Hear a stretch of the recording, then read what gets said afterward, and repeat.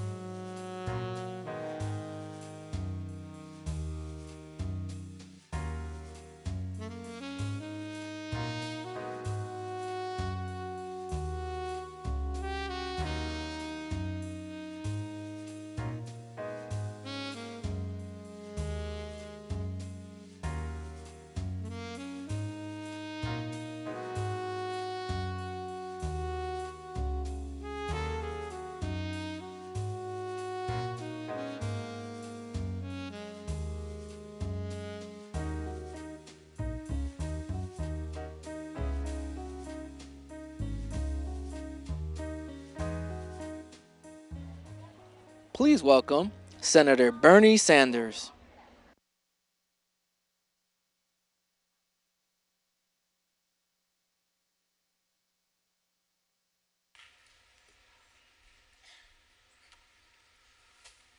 What a beautiful day. I am proud to be standing here today with President Biden and environmental leaders in Congress to announce an unprecedented $7 billion in funding for the Solar for All program legislation that I introduced. Let us be very clear. Climate change is real. Climate change through drought, floods, forest fires, heat waves, and extreme weather disturbances is already causing massive devastation to our country and the entire world. And if anyone tells you that climate change is a hoax, have them talk to farmers whose crop production is dwindling because of drought. Have them talk to firefighters who risk their lives fighting fires with more severity and size than we've ever seen before. Have them talk to many thousands of Americans, including many in my own state of Vermont, who have lost their homes because of unprecedented flooding. And if anyone tells you that the United States should not help lead the world in transforming our energy systems away from fossil fuels, understand that they are literally threatening the health and well-being of our children and our grandchildren and the future of the entire planet, and we cannot and will not allow that to happen. All of which brings us to why we are here today. I am proud to have worked for a number of years on a program that will cut carbon emissions, will substantially lower the electric bills of some 900,000 Americans, and in the process will create thousands of good-paying jobs. This legislation, Solar for All, is a win for the environment, a win for consumers, and a win for job creation.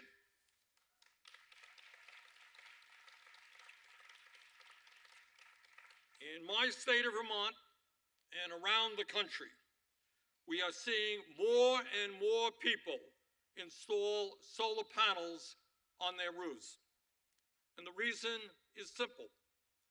When they do that, they cut their electric bills by 70 to 90%, depending upon solar exposure. 70 to 90% reduction in electric bills. That's huge and amounts on average to over $1,200 a year in savings, over $100 a month. The problem is that in order to get those annual savings, you need to make an initial investment. And depending upon the size of your home and where you live, that investment in solar panels may be $10,000 to $20,000, which is a lot of money if you're an average American. And that is where the Solar for All program comes in. This program will provide grants and loans to working class families to help cover the cost of installing solar rooftops or participating in community-based solar projects. Families who have in the past not been able to take advantage of solar panels will now be able to do so.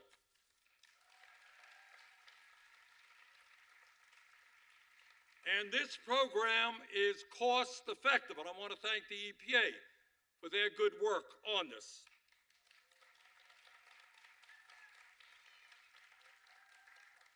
And the EPA projects that it will more than pay for itself. The estimate is that this $7 billion investment will save working families more than $8.7 billion in lower electric bills over the lifetime of these solar panels. In other words, we're spending $7 billion to save more than $8.7 billion. And we're reducing carbon emissions and we're creating jobs.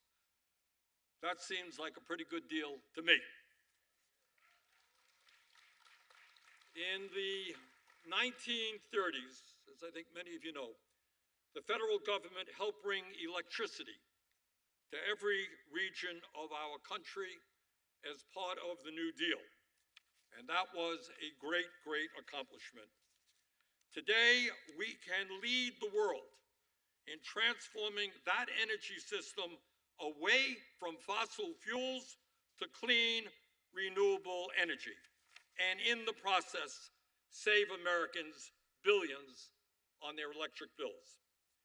I want to thank President Biden for his leadership on this issue, and I look forward to our continued work together to expand residential solar, to lower the cost of electric bills throughout this country, and to combat the existential threat of climate change. And now I would like to introduce Senator Ed Markey, who has been one of the leaders in the U.S. Senate in environmental issues, who will talk about another exciting part of our agenda that will create good-paying jobs for young people who will be working hard to save the planet. Ed?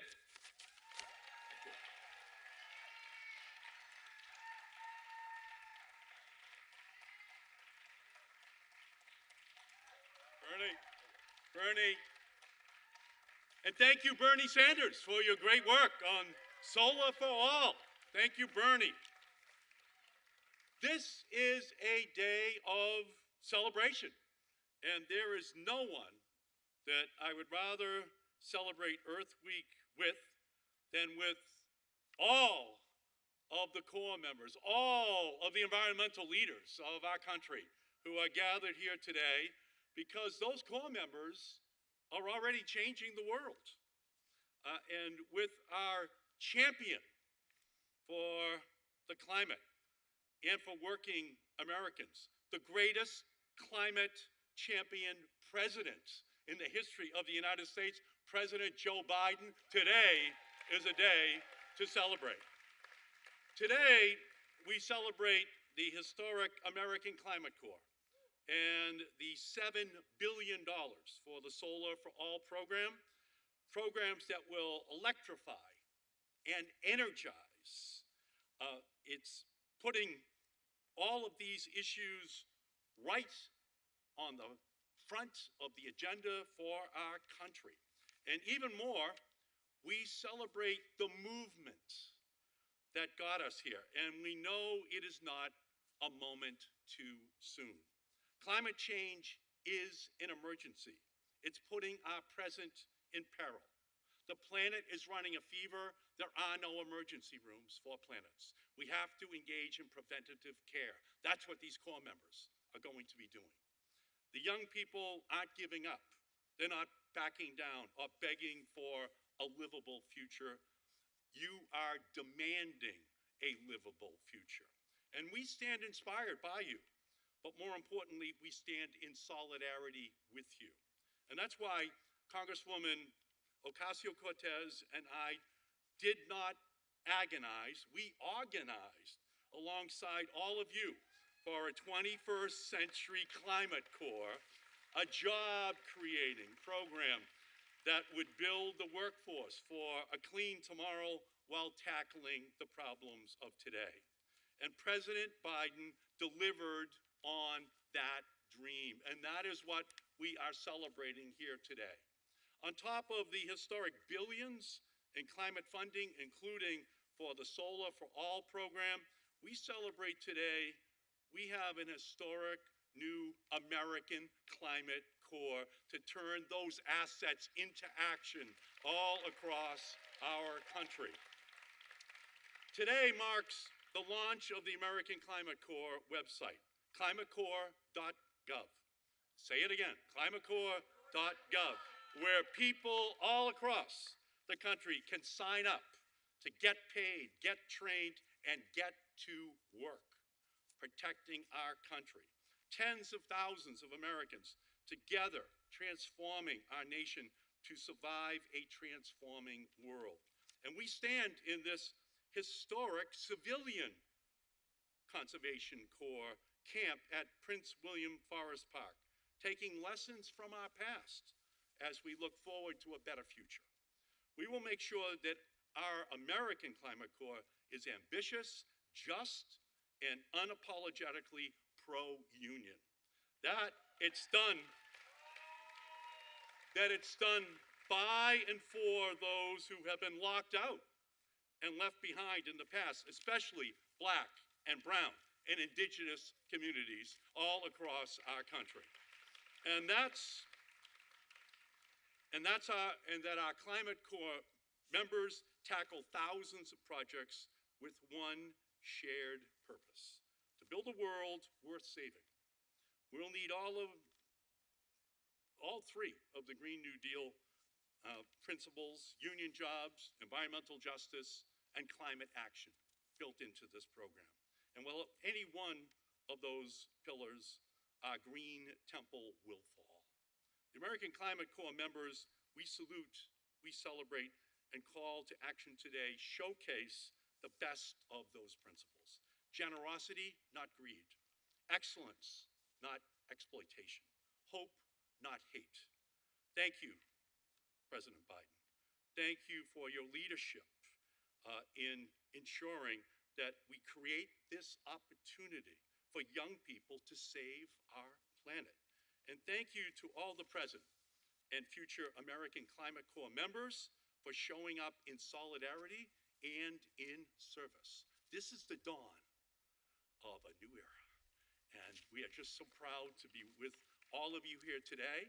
And now it is my great honor to turn the podium over to my great friend, my partner, the inspirational Congresswoman from New York City, Zahnia Ocasio-Cortez.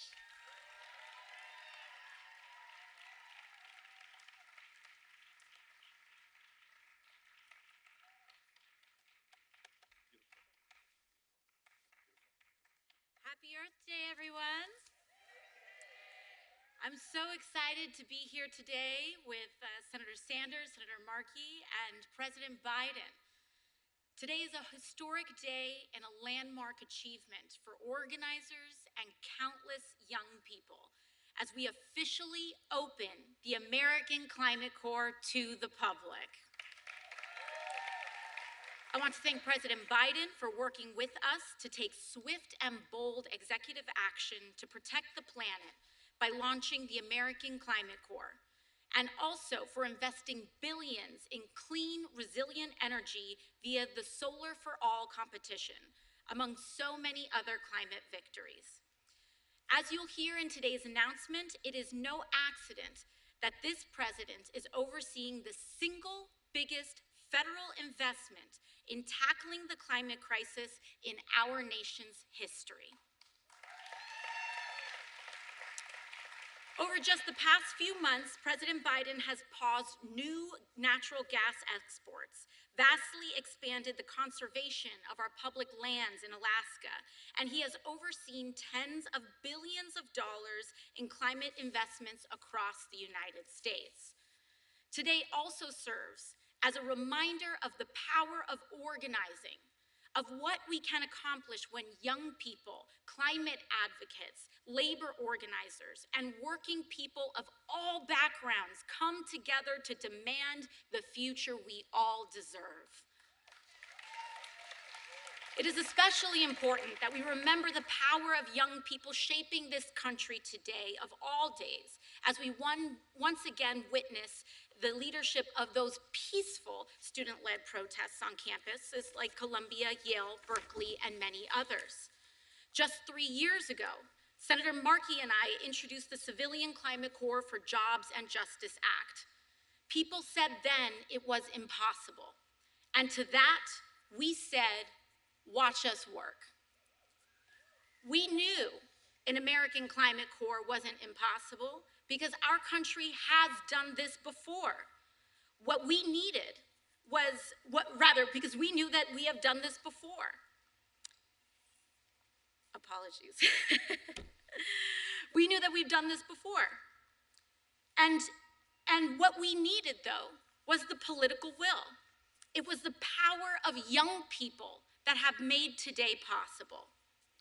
This is why I am especially encouraged that President Biden is reviving the idea that inspired our bill, which President Franklin Delano Roosevelt first put forward in 1933 in the creation of the original Civilian Conservation Corps. The CCC, as it was known then, was revolutionary. In the wake of the Great Depression, the CCC put over 3 million young people to work, created 711 new state parks, and drastically improved our nation's public lands. This very park that we are in today is the result of the original Civilian Conservation Corps. Today, over 90 years later, the American Climate Corps will follow in these footsteps and go beyond by giving young Americans a chance to take on the climate crisis while training for the careers of tomorrow.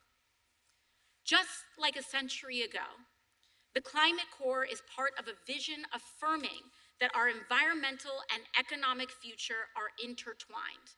So let's invest in both. I truly believe that the young people who joined this first American Climate Corps cohort are and will continue to become profoundly influential leaders in the United States. They will be a part of confronting the climate crisis while building a just economy that works for all of us.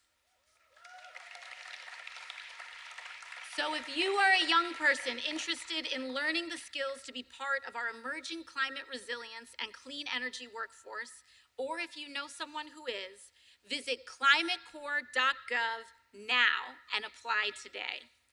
I applaud President Biden for taking action to create the American Climate Corps, and I look forward to continuing our work in Congress to ensure the growth and success of our climate agenda.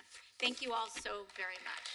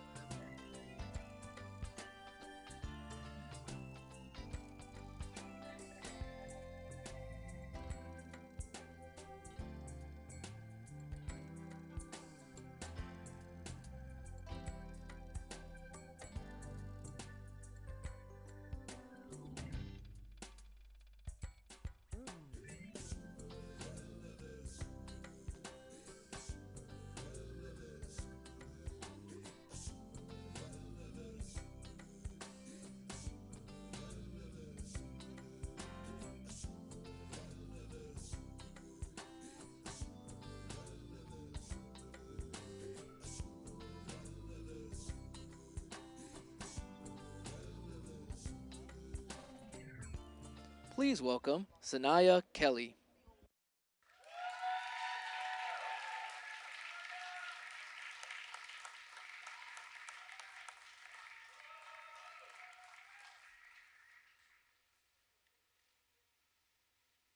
Hello, my name is Zahnia Kelly. I was born and raised in Detroit, Michigan, as the middle child of a family of 7. I grew up in a neighborhood where there weren't many grocery stores that had healthy food options nearby. There were times where liquor stores doubled as grocery stores. But in elementary school, I learned the importance of having access to healthy food options. And my mom and I started a backyard garden. I was hooked. From our little backyard oasis, I could see the impact that fresh fruits and vegetables had on my family's health. The high school I attended focused on aviation. Between learning how to fly planes and build engines, I also learned how flying and different forms of transit contributed to climate pollution. For me, transportation was personal. Apart from lacking healthy food options, my entire city lacked reliable transportation. Coming from a big family, cars were expensive, so I had to rely on public transit. A 25-minute car ride to school could easily be a 2-hour bus ride. One winter in 10th grade, I got second-degree frostbite on all of my toes because I had to walk for miles in the snow when the bus didn't show up. These experiences inspired me to combine my passions for improving both the environment and public transit systems as an AmeriCorps member.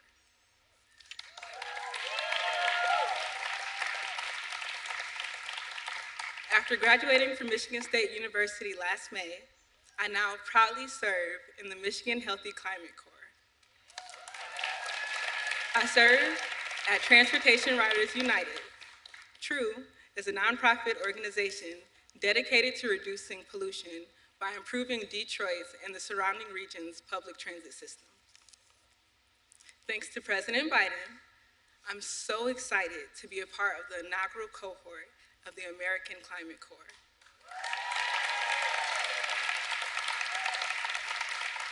For young environmentalists like me, it means so much to know that we have a president who understands the importance of climate change, clean energy, and climate justice. Ladies and gentlemen, I'm now honored to introduce to you the President of the United States, Joe Biden.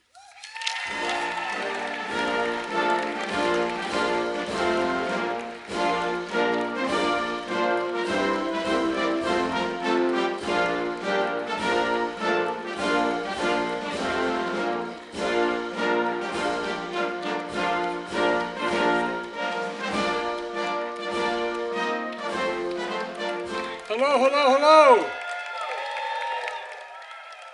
Thank you, Zahnia, for sharing your story that embodies the spirit of Earth Day.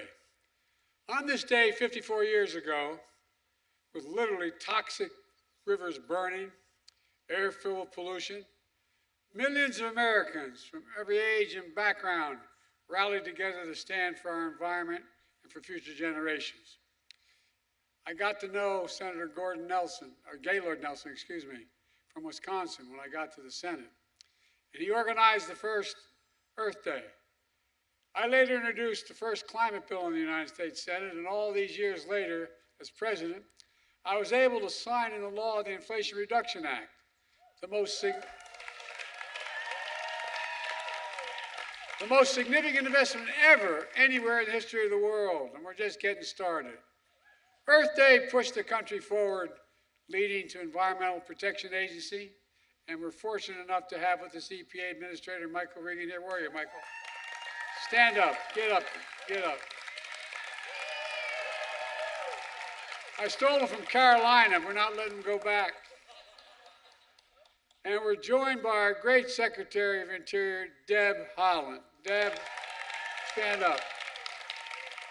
First Native American ever to serve in a cabinet. And AmeriCorps CEO Michael Smith. Michael, where are you?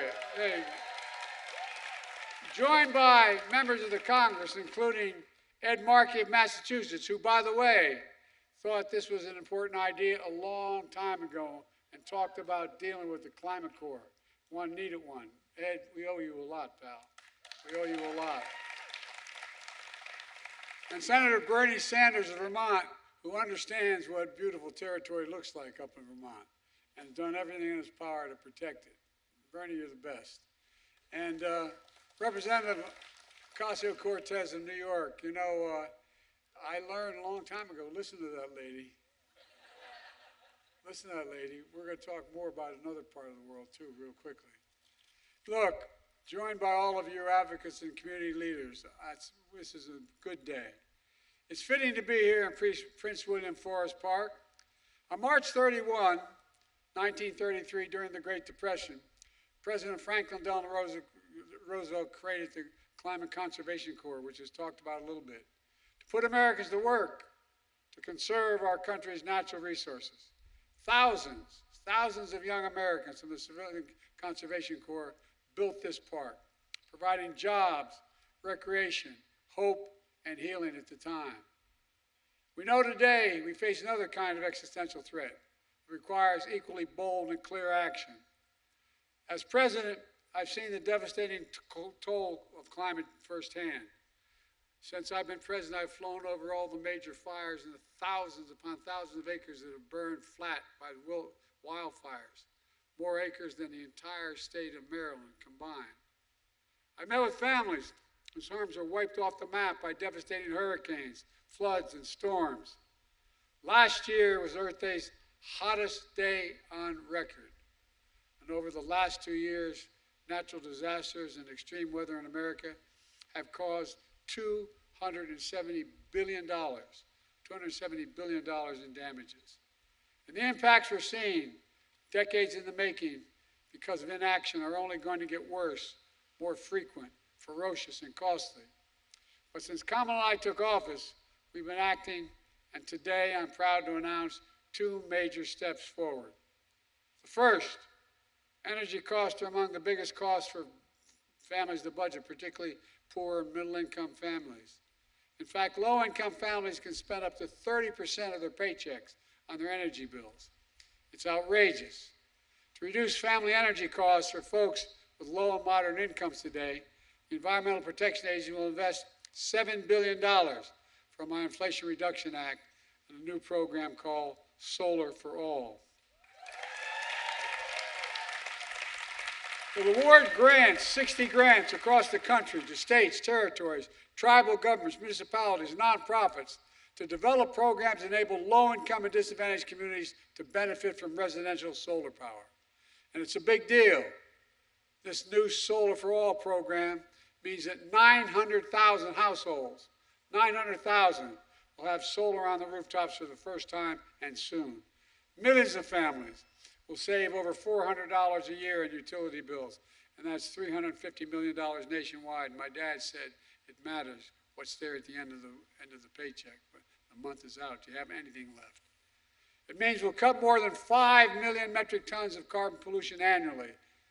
And folks, Solar for All will give us more breathing room and cleaner breathing room. It's going to also create 200,000 good-paying and union jobs over the 5 years in communities that need it most, fence-line communities. You know, as I always say, I think about climate. When I think about it, I think not only about health and safety, but I think about jobs. And that brings me to my second announcement. Last fall, I talked about a historic new program that my administration was launching with the help of my colleagues on my right here, called the American Climate Corps. As I said, and I'm not being solicitous, Ed Markey talked about that long before. It's patterned after the Civilian Conservation Corps and the Peace Corps and AmeriCorps. Like them, it brings out the best in young people to do what's best for America.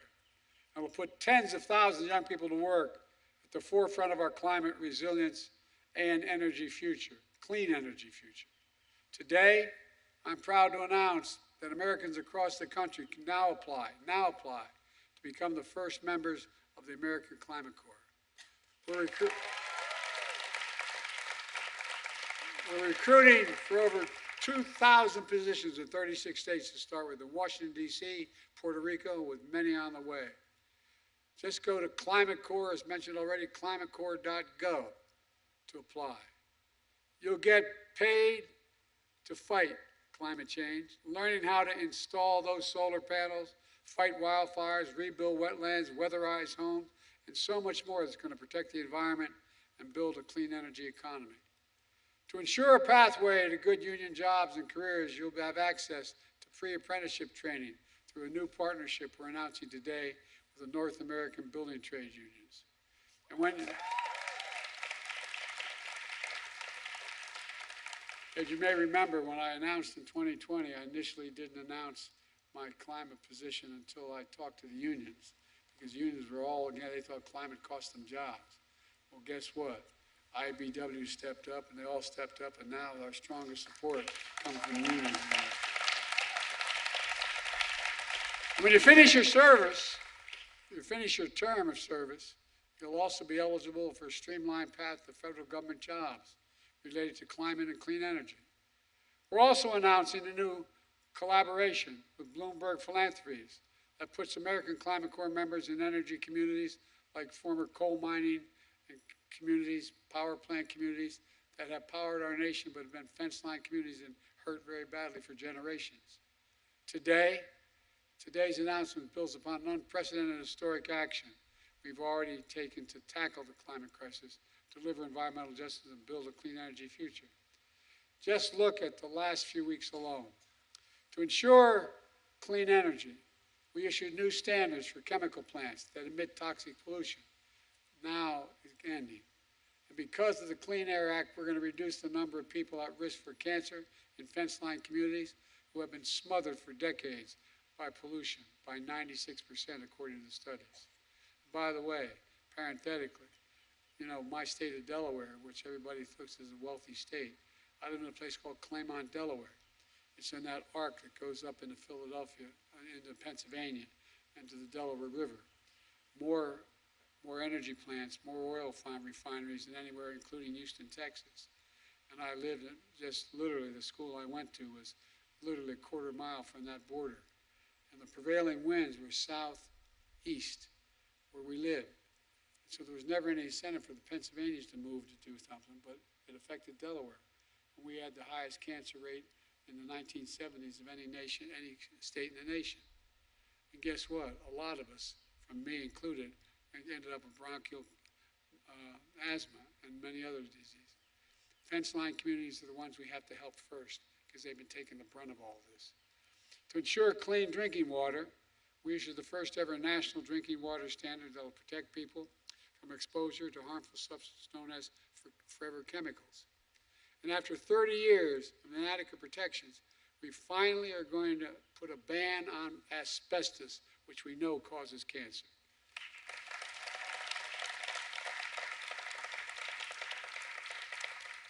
It's all part of a plan to reassert America's climate leadership. We rejoined the Paris Agreement and sparked a domestic clean energy manufacturing boom, providing incentives for 80,000 farmers to implement climate-smart agricultural practice. So plant what absorbs carbon from the air and pay them for doing it. We've quadrupled the number of electric vehicles sold, and 11,000 dealerships have now signed up to sell more. We're modernizing infrastructure with better roads and highways, energy grids, and more, so they can withstand and recover from extreme weather. Already underway, we're replacing every single lead pipe in America so everyone can turn on a faucet, home or at school, and drink clean water that doesn't contain lead. We're also reducing flood risk for communities, improving drought resilience, and conserving 41 million acres of our most precious and sacred lands and water. I committed that I'm going to try to take of all non-developed land and waters, we're going to take 30% of it by 2030 and make sure it is conserved, period. We're well on our way. We've already attracted nearly $700 billion in private sector investments in advanced manufacturing and clean energy, creating tens of thousands of jobs here in America. And all across the board, we're lifting up communities and workers too often left out in urban, rural, suburban, tribal communities all across the country. But folks, despite the overwhelming devastation in red and blue states, there's still those who deny climate is in crisis. Our MAGA Republican friends don't seem to think it's in crisis. They actually want to repeal the Inflation Reduction Act, which provides the funding for a vast majority of these projects, and roll back clean air, protections for clean air and clean water. And I'm not going to go into it now, but I'm not making it up. It's real. Just listen to what they say. Anyone in or out of government who willfully denies the impacts of climate change is condemning the American people to a very dangerous future, and the world, I might add. They want to take us backwards, sideline our workers, let China and others lead the race for clean energy. I'm determined, absolutely determined, that we move forward. We move forward. Let me close with this. In 1933, and it was referenced by the Congress lady, that when Roosevelt outlined the Civilian Conservation Corps, he said, quote, and I'm quoting, "More important than the material gains will be the moral and spiritual value of such work." He always put it in the context that went beyond just what the immediate need was. I'd say the same holds true for what we're doing here today. It has a moral imperative. And I've never been more optimistic about America's future. We just have to remember who we are. We're the United States of America, and there's nothing beyond our capacity. We work together. And so happy Earth Day, folks. And God bless you all, and may God protect our troops. We're going to get this done, I promise you, come hell or high water. Thank you, thank you, thank you. Come on.